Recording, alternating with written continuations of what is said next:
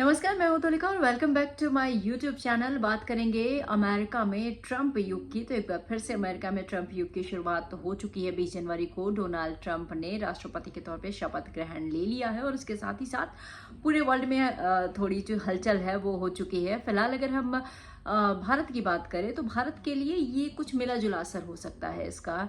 जिस तरीके से वो इमिग्रेशन के बारे में सीरियस हैं कि बाहरी लोगों को वो बहुत कम एंटरटेन करेंगे अपने देश में, क्योंकि अमेरिका फर्स्ट की नीति वो अपना रहे हैं। ये थोड़ा सा भारत के लिए ये हो सकता है, क्योंकि बहुत भारी संख्या में लोग अमेरिका जाके बसना चाहते हैं, वहाँ पर नौकरी करना चाहते हैं, वहाँ पर पढ़ाई करना चाहते हैं। तो ये तमाम चीज़ें जो हैं वो थोड़ी मुश्किल हो सकती है भारतीयों के लिए। इसके अलावा अगर बात करें तो डॉलर के वैल्यू की बात करें तो फिलहाल इस वक्त जो है वो $1 है वो 86-87 रुपए के आसपास चल रहा है, जिससे हमारे पैसे की जो वैल्यू है वो कम रही है। और इस टैक्स इम्पोज के बाद ये और ज़्यादा कमने की उम्मीद की जा रही है, जिसका असर जो है हमारे करेंसी बाजार पर पड़ेगा, हमारे शेयर बाजार पे पड़ेगा और हमारी अर्थव्यवस्था पर भी सीधे तौर पर पड़ने के आसार है। क्योंकि भारत एक बहुत बड़ा पॉपुलेशन है और ये विश्व के लिए एक बहुत बड़ा बाजार है। वर्ल्ड की बहुत सारी चीज़ों को हम यहाँ पर रखते हैं, ओपन मार्केट है, तो विश्व जो है वो यहाँ पर अपनी चीज़ों को बेचता है। तो उनके लिए बहुत आसान होगा यहाँ पर प्रॉपर्टी इन्वेस्टमेंट या कोई चीज़ों को खरीदना, क्योंकि जिस तरीके से रुपए की वैल्यू कम हो रही है तो यहाँ पर बहुत सारे लोग आकर अपना इन्वेस्टमेंट कर सकते हैं। इसके उलट हम जो है हमारा पहुंच जो है वो अमेरिका में अब थोड़ा सा मुश्किल होगा वहाँ पर जाना, क्योंकि जिस तरीके से ट्रंप की जो नीतियां हैं वो कहीं ना कहीं इस चीज़ को बाधा पहुंचाएगी। और इसके अलावा अगर हम बात करें ट्रंप की बाकी नीतियों को, तो अवैध इमिग्रेशन के बारे में वो बात करते हैं और साथ ही साथ उनका ये कहना है कि जो बाहरी लोग हैं उनको अब कम एंटरटेन किया जाएगा।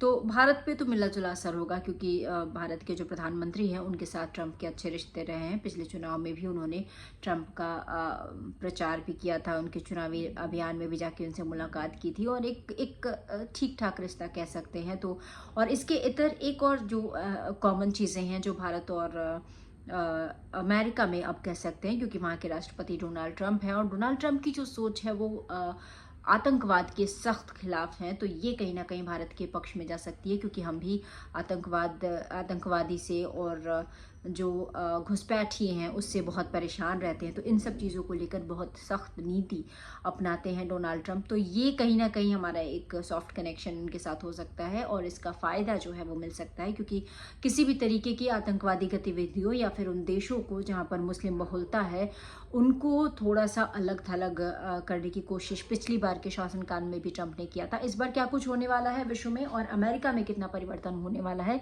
ये लगभग 1-2 हफ्ते में देखने को मिल जाएगा।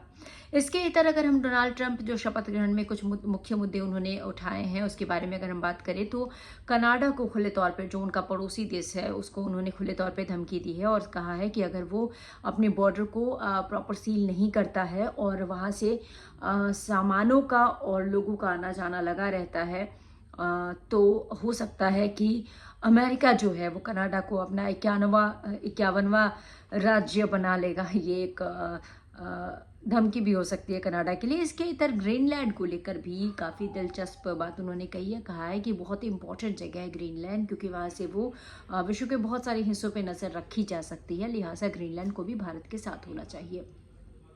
इसके अलावा बात करें तो पनामा नहर के बारे में उन्होंने कहा है कि पनामा नहर पर अमेरिका का कंट्रोल होना चाहिए। पनामा नहर के बारे में थोड़ा सा उसके इतिहास की चर्चा अगर हम करें तो पनामा नहर जो है पनामा देश में है और पनामा देश जो है उसके स्वतंत्रता में भी अमेरिका ने बहुत सारा कूटनीतिक और राजनीतिक मदद की थी, जिसके बाद वहाँ पर विद्रोह हुआ था और उस देश ने जो है आज़ादी पाई थी।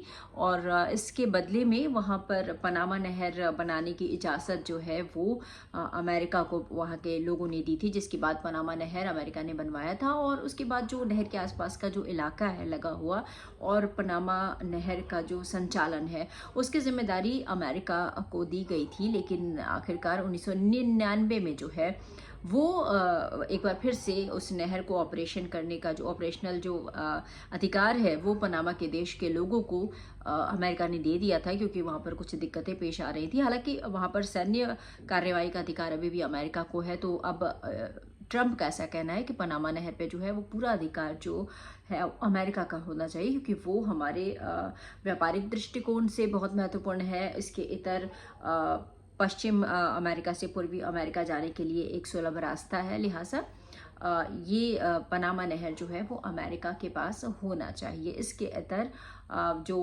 बाहरी देश में भी जो इमिग्रेंट है उनको लेकर भी काफ़ी सख्त रुख अपनाने की बात कह रहे हैं और बिजनेस तरक्की और अमेरिका फर्स्ट की नीति पर चलेंगे ट्रंप। और इसके साथ ही साथ चाइना के लिए भी उन्होंने साफ तौर से ये कहा कि चाइना जो है वो अपने कायदे में आ जाए, क्योंकि इसके बाद जो होगा उसके लिए अमेरिका जिम्मेदार नहीं होगा। और इसके इतर एक प्रभाव देखने वाली जो बात होती है कि ट्रंप का जो प्रभाव है वो वर्ल्ड की बाकी चीज़ों पर कैसा है, इसके लिए देखना चाहें तो अभी कुछ दिन पहले ही बहुत लंबे अरसे से चला आ रहा एक जो युद्ध था इज़राइल और हमास के बीच में, जहां पर इज़राइल अब सवालों के घेरे में आ रहा था, क्योंकि हमास लगभग ख़त्म हो चुका था, उसके बाद भी उसके ऊपर अटैक पे अटैक इज़राइल कर रहा था। लिहाजा शांति समझौता ट्रंप के शपथ ग्रहण के पहले ही हो गया और ऐसा कयास लगाया जा रहा है कि इसमें ट्रंप का बहुत बड़ा हाथ था। हालांकि वहाँ पर जो बंदी थे उनको सौंप कर ये शांति समझौता अपनाया जाएगा। इसके इतर जो एक और बहुत बड़ा युद्ध विश्व देख रहा था रूस और यूक्रेन के बीच में भी, वहाँ पर भी डोनाल्ड ट्रंप के हस्तक्षेप के बाद शांति होने की उम्मीद जताई जा रही है। तो एक बहुत ही पावरफुल नेता के रूप में ट्रंप का जो है वो दूसरा शासनकाल माना जा रहा है कि ये होने वाला है। 78 साल का ये शख्स जो है पहले अपने शपथ ग्रहण समारोह के समय ही और उसके बाद का जो पहला दिन है, इस वक्त ही पूरी दुनिया को हिलाने की ताकत रखता है। हालांकि उपराष्ट्रपति के तौर पर जेडी वेंस जो है उन्हें बनाया गया है और भारतीयों के लिए अच्छी खबर ये है कि जेडी वेंस की जो धर्मपत्नी है वो भारत से है। तो ट्रंप के बाद का जो पोजीशन है वो जेडी वेंस का होगा। और इसके अलावा तमाम जो उनका कैबिनेट है वो काफ़ी चुस्त दुरुस्त तरीके से ट्रंप ने चुना है, जिससे पूरी दुनिया को एक साफ और सख्त संदेश देने की कोशिश ट्रंप की है।